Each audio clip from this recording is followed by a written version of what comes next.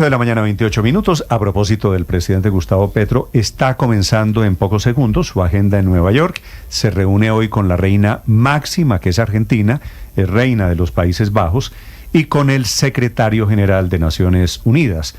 Está muy activo esta mañana el presidente de Nueva York, hablando del agua en Bogotá. Camila Carvajal. Sí, señor Néstor, aunque sabemos que el presidente de la República está ultimando los detalles del discurso principal, la razón por la que está en Nueva York, que es el discurso mañana ante la Asamblea General de Naciones Unidas. Por ahora el presidente está, usted tiene razón, muy activo hablando de un tema del que ya también hablamos aquí más temprano, y es el agua en Bogotá y el racionamiento. El presidente ya había dicho la semana pasada que en Bogotá se volvió a la época de campesinos que usaban la tutuma para bañarse y que por eso la crisis de racionamiento, entendiendo, dice el presidente, que se están tomando medidas que según él no son las necesarias o las correctas para la crisis que vive Bogotá, y por eso lleva dos mensajes hoy relacionados con el tema del agua en la capital del país. El primero, dice el presidente Gustavo Petro, que la deforestación de la selva amazónica en su parte occidental, su desarticulación de la cordillera oriental es una de las causas,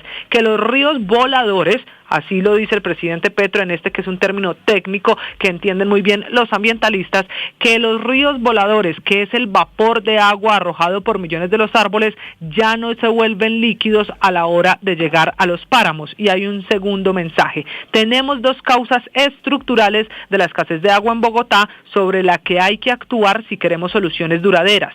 Primero, revitalizar la selva y recuperar su conectividad con la cordillera oriental. Segundo, detener la urbanización en Bogotá y la sabana. Hay que impulsar un poblamiento estimulado en otras ollas hidrográficas. Y termina este mensaje el presidente Gustavo Petro diciendo que para el efecto, Bogotá necesita de normas legales que le permitan un equilibrio con el agua y la naturaleza. Y que, como dice el embajador en Brasil, Guillermo Rivera, Bogotá necesita tener conciencia amazónica. Los mensajes de esta mañana del presidente Gustavo Petro, que, le insisto, está preparándose para las dos reuniones del día, la más importante a las 11 de la mañana con Antonio Guterres de la ONU, su presidente, para hablar, entre otras cosas, de la implementación del proceso de paz de la guerrilla del ELN y también de la COP16 más temprano allí en Nueva York. Es la reunión con la reina Máxima de Países Bajos y en la tarde reuniones con el sector privado, y tiene un evento de tecnología de inteligencia artificial con el ministro de esa cartera, Mauricio Liscano. Es el mismo presidente de la República, Néstor, que hay que recordar ayer hizo una nueva alocución presidencial en la que habló un poquito de todo y de nada. El presidente Petro insistió primero en atacar a los medios de comunicación, después habló del plan para asesinarlo o tumbarlo, y después habló del acuerdo nacional, atacando a muchos sectores. Esta fue la invitación de ayer del presidente en esa alocución de las 7 de la noche. No quiero este desenlace que propone el cartel de las corbatas. Hace 35 años firmamos la paz, y paz es lo que quiero para el país. Hay tres alternativas para Colombia: volver al fusilamiento de miles de jóvenes, centenares de masacres y sangre por doquier, o imponer los cambios a la fuerza, o lograr la paz dialogando y logrando que los cambios que necesita el pueblo se hagan de forma dialogada y tranquila. Yo prefiero la última opción, y por eso he convocado hace 2 años a un acuerdo nacional. Mientras gentes poderosas buscan lo peor, tumbarme o matarme, como dicen, nosotros tendemos la mano y les decimos que no repitan la historia trágica de Colombia. Y entonces, en este tono, Néstor, fue esa alocución que hay que recordar, la grabó el presidente Petro el viernes pasado en Huila, justo antes de empezar su viaje por Estados Unidos. Y fue en esa misma locución, que es la sexta en 2 meses, que el presidente de la República insistió en el golpe de las corbatas. Las reformas y las políticas públicas que implementamos han llevado a un grupo poderoso y sectario a pensar en magnicidios, en la sangre, hoy denunciados hasta por el mismo embajador de los Estados Unidos en Colombia, cuando decían por ahí que era que Petro estaba loco o paranoico. Están buscando con artificios y manipulaciones jurídicas tumbar al presidente elegido por voto popular de las y los colombianos. Para el asesinato quieren usar venenos o volquetas llenas de explosivos a mi paso, francotiradores. Para tumbar al gobierno buscan un golpe parlamentario, una votación en la Comisión de Acusaciones de la Cámara de Representantes que anule el voto del pueblo. ¿No les gusta que estemos construyendo equidad social e incautándose? Y dice el presidente una y otra vez que en parte del golpe, que es para matarlo o para tumbarlo, está el plan por el que no le han permitido a él y su gobierno avanzar en las reformas, los cambios de los que tanto ha hablado con sus seguidores, a los que les insistió que la única manera es seguir en la calle, Néstor. Camila, gracias. Ya la verdad, los ataques permanentes, Ricardo, del presidente Petro contra los medios de comunicación ya no me sorprenden. Es decir, el presidente arranca y termina todo echándole la culpa a los medios de comunicación. Entre paréntesis, debo decir que el presidente encontró en los medios de comunicación no solo un caballito de batalla, sino los contradictores de su gobierno. No hay muchos contradictores en el Congreso, son más fuertes, le para más bolas el presidente Petro a lo que dicen los medios de comunicación que lo que dicen los partidos políticos. Es decir, aquí la verdad lo que pasó es que los medios de comunicación se han convertido en la piedra, como debe ser además, en la piedra en el zapato. Sí, claro, lo que pasa es que el presidente reitera la narrativa errónea de que él se imagina la mano del dueño del medio de comunicación manipulando a los periodistas para que digan lo que ellos creen. Esto es parte de la narrativa, que lo que yo digo me lo dicta el señor fulanito de tal, dueño de Blue Radio. Como si, es decir, el presidente Petro lo que demuestra es un profundo desconocimiento de los medios de comunicación en Colombia. Porque lo que hace es ratificar su teoría y su narrativa, como dice usted, Néstor, de que efectivamente él tiene como principal contradictor a los medios de comunicación, a los que y me incluyo, nos van a atribuir todo de aquí en adelante, todos los males, es porque los medios de comunicación inventan unas cosas. Digamos, hay una sociedad distinta. Somos un blanco fácil de creer. Los petristas creen que los medios de comunicación manipulan y que los medios de comunicación obedecen a intereses comerciales y que aquí manda el señor Santo Domingo y que allá pero manda mire, el Néstor, señor de la declaración del presidente ayer me disgustó mucho una cosa, que son las tres opciones que él dice que tiene el país. La primera, la del fusilamiento de los jóvenes, que me imagino que se refiere a los al paramilitarismo. La segunda, hacer las reformas por las malas, no me acuerdo bien cuál, a la fuerza, que me imagino que es lo que él llama la revolución. Se los voy a repetir, Héctor. Primera opción, el fusilamiento, ¿no? Como si este país hubiera vivido 200 años de vida republicana. Pero yo asimilo... Es como paramilitarismo, digamos. Yo lo asimilo... A ver, Ricardo, perdóneme. Bueno. Termino con las tres opciones del presidente. Primera, fusilamiento. Digo entre paréntesis, Héctor... que es como paramilitarismo, digamos, por eso, contra revolución. Pero como si aquí lleváramos 200 años de verdad entre asesinos. Sí, pero lo que yo creo es que el presidente se refiere ahí es a una victoria de los partidos tradicionales o lo que él considera la derecha en el 2026. Segunda opción del señor presidente, imponer los cambios a la fuerza. ¿Y eso qué significa? Que es la que a mí me molesta mucho, Néstor, porque eso es la revolución armada. Esta es la que a mí me da miedo. Yo oí anoche al presidente diciendo, es una opción imponer los cambios a la fuerza, y usted dice, miércoles, el presidente, ¿en qué está pensando? Eso en un Estado democrático no es ninguna opción, porque es que esa es la revolución armada. A mí siempre me da la impresión que el presidente no ha renunciado a que pues la política eventualmente se puede hacer con las armas. Eso ya ha pasado en otras oportunidades. Él ya ha hecho unas expresiones que lo inducen a uno a pensar que él dice, estamos como probando si se puede por este lado, pero Héctor, si no se puede, pues nos toca utilizar las armas, y eso es inaceptable en la boca del presidente de la República. Se devuelve a la guerrilla. ¿La fuerza de quién? ¿Del ELN? ¿La fuerza de quién? ¿De las disidencias? Ricardo, esta es la radiografía, las tres opciones que plantea el presidente Petro, la radiografía de Colombia, la de los años 60. Esto era lo que pensaba Tiro Fijo y compañía cuando se fueron al monte.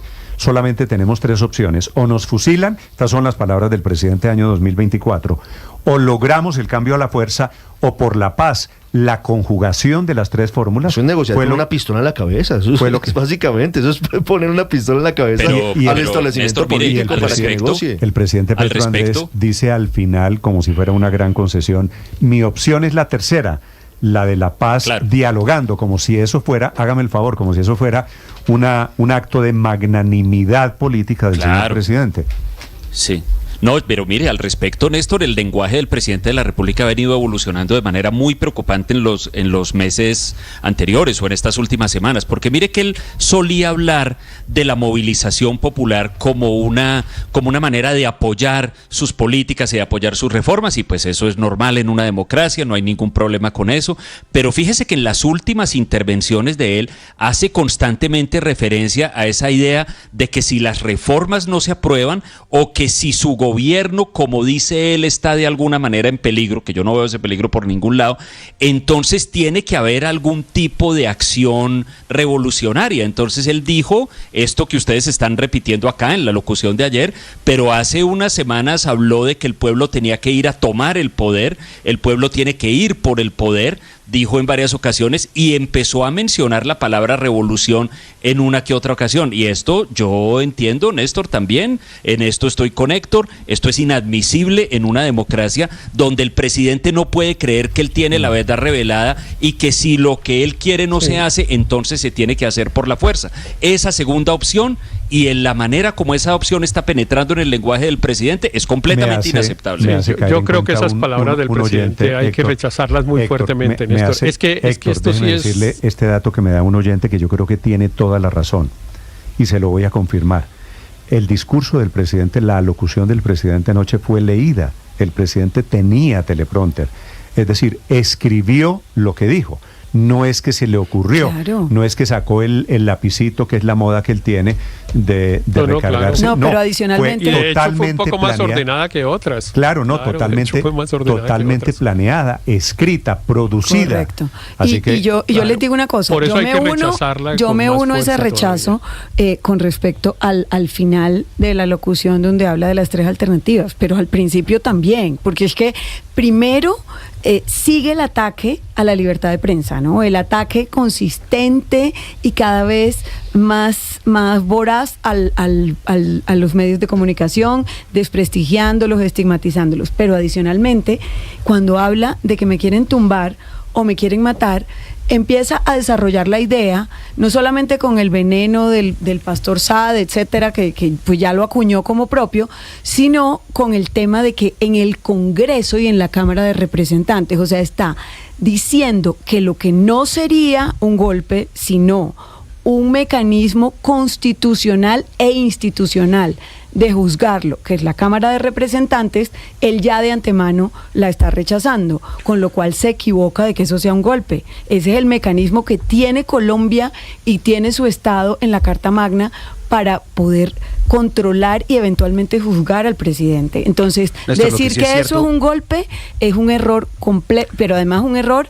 en el cual quiere inducir a la gente en Colombia. 8 de la mañana, Néstor, lo que sí es cierto minutos. Es que el presidente... Luis Ernesto, lo escucho.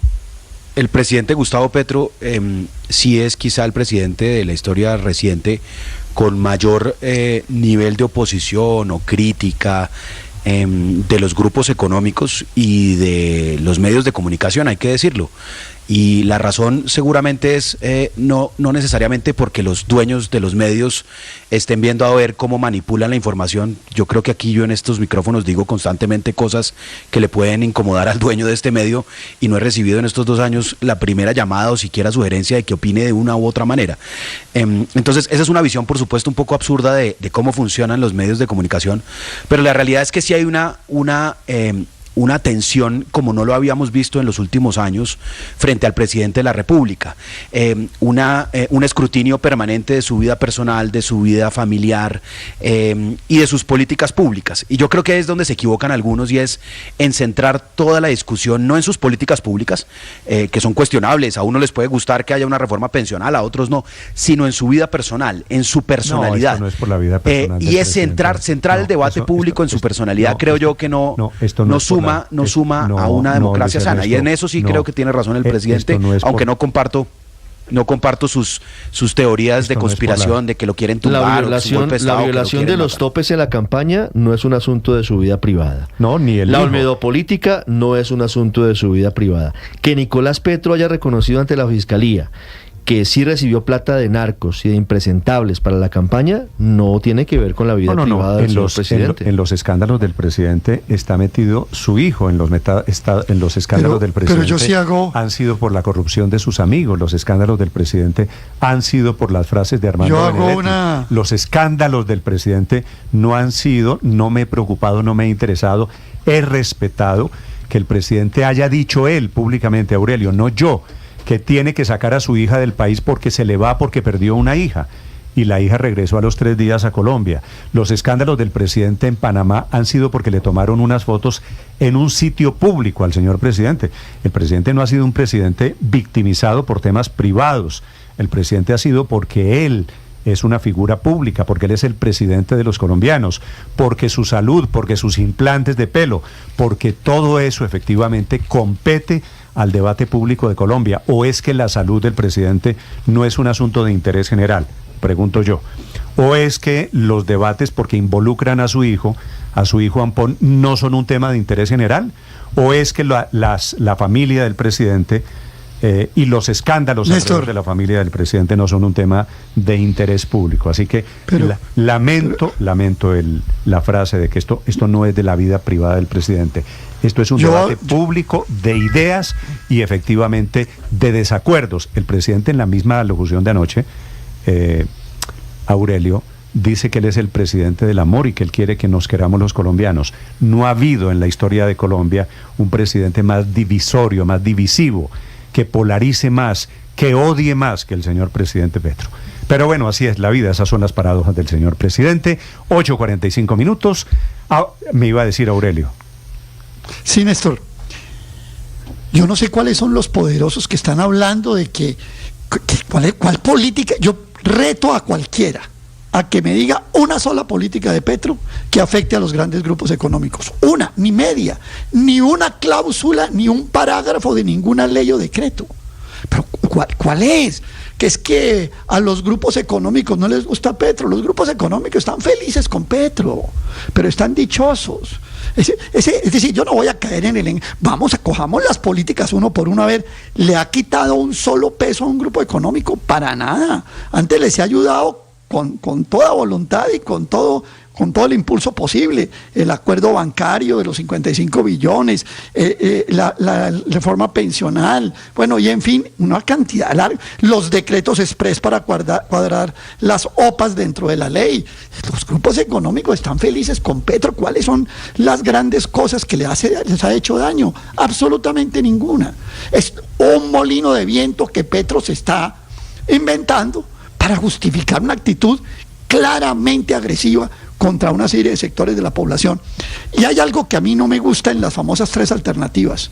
¿Cuál, es que si usted mira en la segunda, los cambios a la fuerza o la paz dialogando. Sí, si usted mira ahí, como en muchísimas otras intervenciones, hay por debajo el mensaje subrepticio de que la violencia es justificada porque el país tiene que cambiar. Es un error reiterado, ¿sí? Petro no debía ni mencionar eso. Decía que en Colombia hay que condenar cualquier forma de lucha armada, cualquier forma de proselitismo armado, y vamos a resolver esto por la vía de la democracia. Pero volver otra vez al enunciado, incluso diciéndole, en el mejor de los casos, Néstor, en la segunda alternativa, supongamos que él no se estaba abanderando de eso, pero diciéndole, por ejemplo, al ELN o a los grupos que no quieren la paz, mire, hagamos la paz para poder hacer los cambios. No. La paz no es a cambio de los cambios. La paz es a cambio de una sola cosa. Es que aquí los colombianos tenemos un contrato social y político que dice que el Estado es el único que puede detentar las armas y los demás las tienen que quitar. Con cualquier razón, motivo o justificación, no hay ninguna para mantener esto. Errado en todo. Y en lo de los medios de comunicación, ni hablemos, pues eso sí. Bueno, eso ya. Pero Aurelio, eso ya es paisaje. A mí me parece que el tema del ataque a los medios de comunicación es también en un segundo plano para justificar esa inversión gigante y esos ríos de plata que están utilizando supuestamente para promover los medios alternativos, porque recuerde que hay congresos, exacto, y todo eso es liderado por Holman Morris. Pero no todos y los entre medios, otras, no, no y la todos otra los medios cosa alternativos, María Consuelo, son bodegas. No, es que yo por eso lo pongo encomillado, porque yo digo, con ese pretexto de atacar a la figura de los molinos de viento de los medios tradicionales, están rodando pero billetes gruesos para el tema de los medios alternativos y para contratar influencers como política pública. Entonces eso sí les gusta, y de alguna manera eso les gusta. La circular más corta en la historia fue la circular que firmó el presidente Petro para respetar la libertad de prensa, ¿no? Eso caducó rapidito. No, pues ahí en el lanzamiento mismo. 8:48 minutos. Señor Álvaro. La locución de anoche pues es la certificación de un hecho evidente, que hay un enfrentamiento político de enormes proporciones en Colombia, no lo normal. La oposición de Uribe a Santos fue muy grande, pero nunca de este nivel, y que acá se dio un rompimiento entre el gobierno y el establecimiento político y económico. Este es el presidente que más crítico ha sido del establecimiento, tal vez en la historia, pero también es el presidente con la oposición y la crítica más dura, especialmente de la prensa. Y esto estaba cantado. Petro lo anunció, que si no había acuerdo venía esto. Él planteó más o menos un acuerdo que era que él mantenía el statu quo político y económico a cambio de que lo dejaran hacer reformas sociales, porque él considera que esa es la misión de la izquierda. Se equivocó empezando con la reforma a la salud y haciéndola muy maximalista, y el establecimiento se equivocó en cerrar toda la puerta creyendo que con escándalos estaba derrotado Petro, y llegamos a esta situación. Quedan 2 años. Algunos siguen creyendo que esto no va a empeorar. Yo creo que va a seguir empeorando. Algunos consideran que Petro está liquidado. Yo considero que no está liquidado. Y para pelear se necesitan 2. Si algunos sabían que Petro era un radical, pues han debido no contribuir a su radicalismo. Todavía queda, es bastante tarde, pero todavía queda la opción de serenarse y buscar ciertos acuerdos con Petro, porque Petro ha mostrado que también tiene un lado pragmático, que lo que necesita es lograr algunas reformas, o si no, jugar a una polarización que le permita mantener su fuerza política viva en las próximas elecciones. Yo no sé, Álvaro, si el de anoche era un presidente dispuesto genuinamente a acuerdos. Ojalá. Cualquier interpretación que quieran vale, pero la única que sí es inaceptable es el hecho, y en eso estoy totalmente con Aurelio, el hecho de que el presidente siga creyendo que la vía armada es un camino posible para hacer las transformaciones sociales que uno cree que el país quiere o que necesita. Y digo cree porque, entre otras cosas, nadie tiene la verdad, ¿no? Yo creo que hay que hacer unos cambios, pero son los que yo creo porque tengo una interpretación de la realidad, y hay otros que tienen otra que yo tengo que respetar, y que en el escenario democrático es donde se resuelve esa diferencia. El país no tiene 3 caminos, tiene solo uno, y el presidente de la República tiene la obligación no solo de respetarlo, sino de promoverlo como el único posible, no como el deseable, sino como el único posible. Ahora, Néstor, yo sí creo una cosita. Yo creo que hemos tenido, pues siempre somos muy maximalistas, digamos, de que este es el peor de la historia o el que más tal. No, los discursos incendiarios de Laureano Gómez eran bastante peores que los de Gustavo Petro. Bueno, pero es que sí lo está comparando muy abajo usted. 8:51 a.m. Este es el análisis de las 3 alternativas. Las voy a repetir, Ricardo: fusilamiento o cambios a la fuerza o la paz dialogando. Los escenarios, las alternativas que planteó en su discurso anoche el presidente Gustavo Petro. 8:52. Estás escuchando Blue Radio. Escanea este código y suscríbete a nuestro